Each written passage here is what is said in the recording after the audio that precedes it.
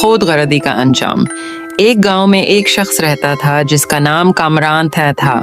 کامران کی فطرت بہت خود غرض تھی۔ وہ ہمیشہ اپنے فائدے کے لیے دوسروں کا نقصان کرتا تھا اور کبھی کسی کی مدد نہیں کرتا تھا۔ گاؤں والے اس کی حرکتوں سے تنگ آ چکے تھے، لیکن کامران کو اس کی پرواہ نہیں تھی۔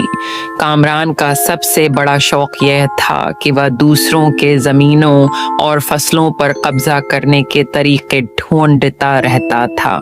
وہ کسی کو دھوکہ دے کر زمین خرید لیتا یا جھوٹے کاغذات بنا کر زمین اپنی کروا لیتا۔ گاؤں کے بزرگ اسے سمجھانے کی کوشش کرتے، مگر وہ ان کی باتوں کو ہنسی میں اڑا دیتا۔ ایک دن کامران نے اپنے قریبی دوست سلیم کے ساتھ بھی دھوکہ کیا۔ سلیم